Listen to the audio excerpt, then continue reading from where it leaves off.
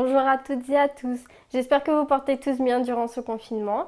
Aujourd'hui, nous nous retrouvons pour aborder un thème qui, selon moi, est très important, qui compte énormément pour moi. Et je voulais également l'aborder car je trouve qu'il apporte de la lumière dans cette sombre et dure période, c'est l'espérance.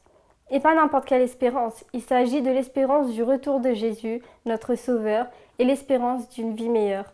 Avant d'aller plus loin, je vous invite à prier avec moi. Merci Seigneur pour le message que tu nous apportes une fois de plus. Merci pour tout ce que tu nous permets d'avoir chaque jour.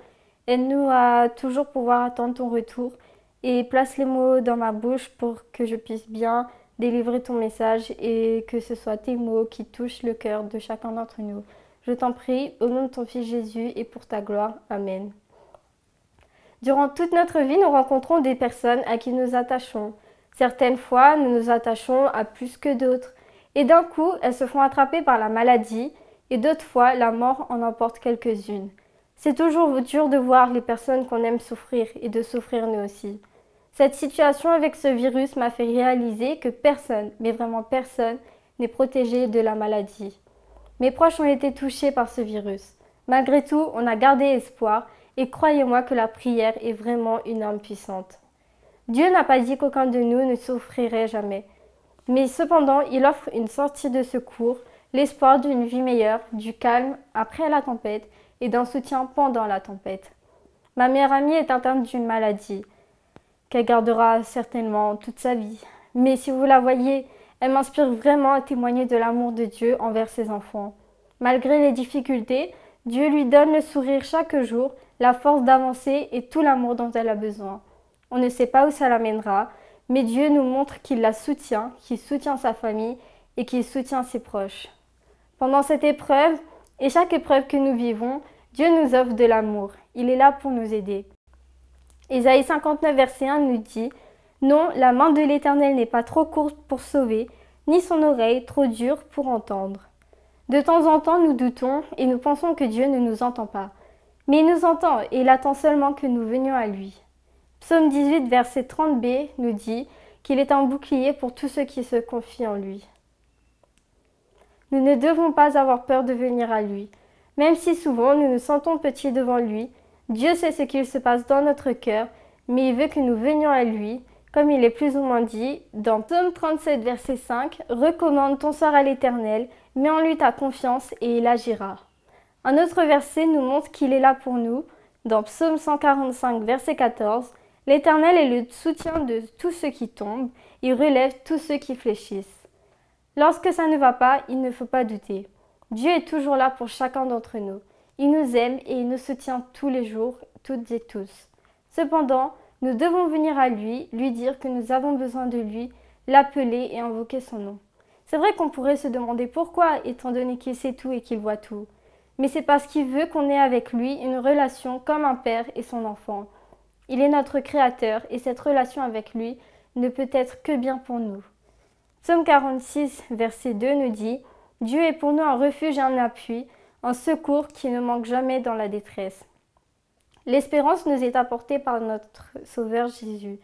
Romains 5, à partir du verset 17, nous dit « Si par l'offense d'un seul la mort a régné par lui seul, à plus forte raison ceux qui reçoivent l'abondance de la grâce et du don de la justice régneront-ils dans la vie par Jésus-Christ lui seul.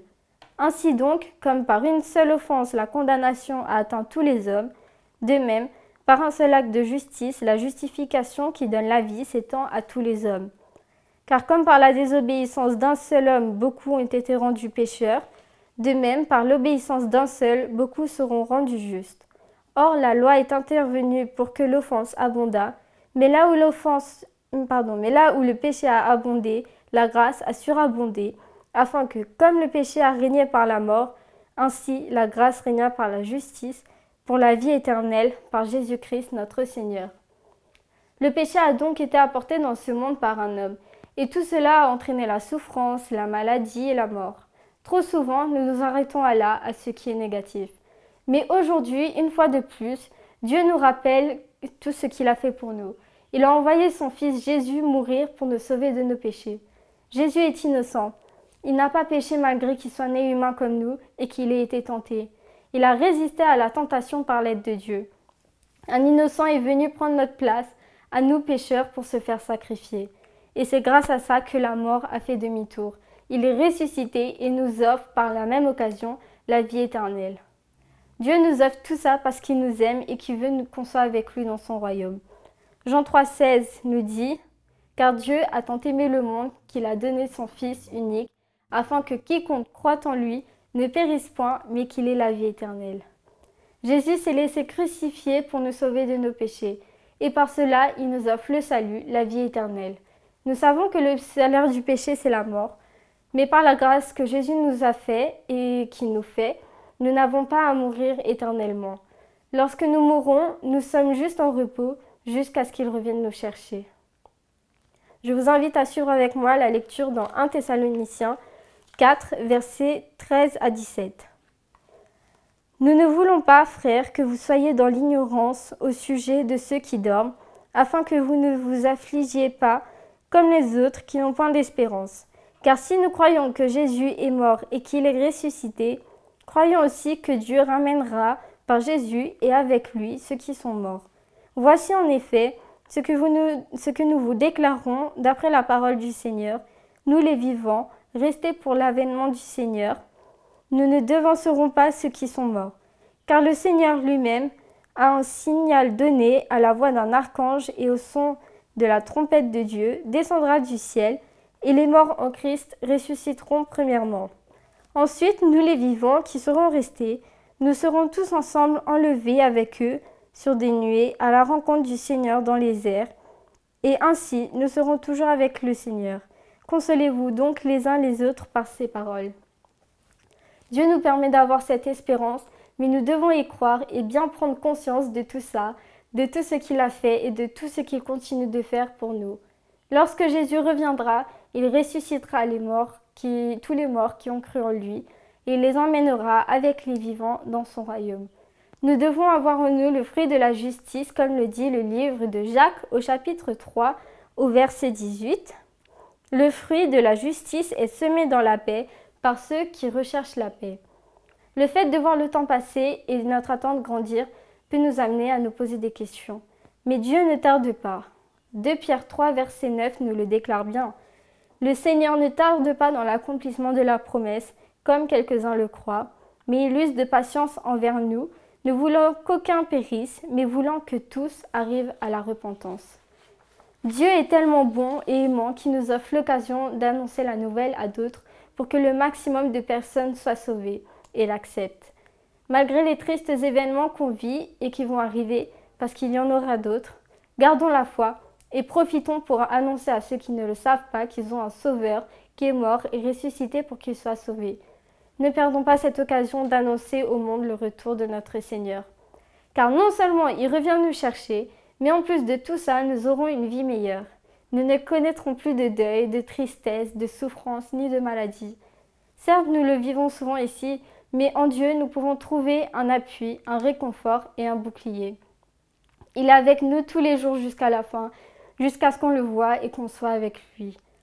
Et lorsque nous serons avec lui, notre vie sera tellement différente de celle d'ici. Comme dit ma maman, après le mauvais temps vient toujours le soleil.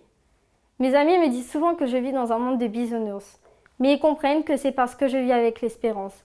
Et croyez-moi, je sais que la vie que nous aurons dans le royaume de Dieu sera énormément mieux qu'un monde de bisounours. Jérémie 29, verset 11 nous dit « Car je connais les projets que j'ai formés sur vous, dit l'Éternel, projets de paix et non de malheur, afin de vous donner un avenir et de l'espérance. » Dieu veut tout ce qu'il y a de meilleur pour nous. Alors ne lui fermons pas la porte. Il nous tend les bras une fois de plus aujourd'hui, alors ne le repoussons pas. Acceptons-le dans notre vie, car comme disent mon papa et mon frère, Dieu veut nous voir dans son royaume. Malgré tout le mal que nous pouvons rencontrer, nous ne pouvons pas dire que Dieu ne fait rien pour nous dans notre vie. Le verset préféré de ma sœur illustre bien cette bénédiction que Dieu apporte à ceux qui l'aiment. Il se trouve dans Romains 8 au verset 28. « Toute chose concourt au bien de ceux qui aiment Dieu. » Nous n'avons rien à y perdre. Nous gagnons le bonheur, un réconfort par un ami fidèle, mais surtout la vie éternelle. Que demander de plus? Il ne faut pas hésiter. Si malgré tout nous hésitons, Nous devons prier et nous verrons que Dieu est là, qu'il nous aime et qu'il agit dans notre vie. Ce n'est pas si facile d'attendre, c'est vrai. Mais on en est tous capables, et en plus pour un merveilleux résultat. Prenez par exemple ce confinement. Ce n'est pas une période facile, mais malgré tout, on attend la fin, le retour à la vie normale et à une situation meilleure. Et non seulement on attend, mais en plus on se prépare. On prévoit des vacances, des sorties, des rendez-vous, on prépare le travail à venir. On peut tous le faire pour une période. Alors faisons-le pour toute notre vie. Attendons son retour et préparons-nous. Annonçons cette merveilleuse nouvelle à ceux que nous aimons et à tout le monde. Tout le monde a le droit au bonheur. Dieu veut que nous soyons tous sauvés et que nous soyons tous là-haut avec lui. Il nous suffit de croire en son nom, en son amour et en sa puissance.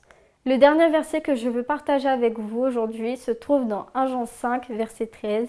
« Je vous ai écrit ces choses afin que vous sachiez que vous avez la vie éternelle, vous qui croyez au nom du Fils de Dieu. » Dieu nous appelle. Il est là. Il nous attend pour que nous soyons avec lui. Vous ne trouverez pas plus fidèle ami à vos côtés. N'attendons pas un grand miracle pour y croire. Un petit détail peut changer notre vie, mais gardons les yeux ouverts pour pouvoir le voir. Ce ne sera pas toujours facile, mais avec Dieu, tout est possible. Nous avancerons. Si nous tombons, il nous relèvera et nous portera. Dieu nous aime et il nous offre une vie meilleure. Suivons-le et vivons dans l'espérance de son retour. Que Dieu vous bénisse. Amen.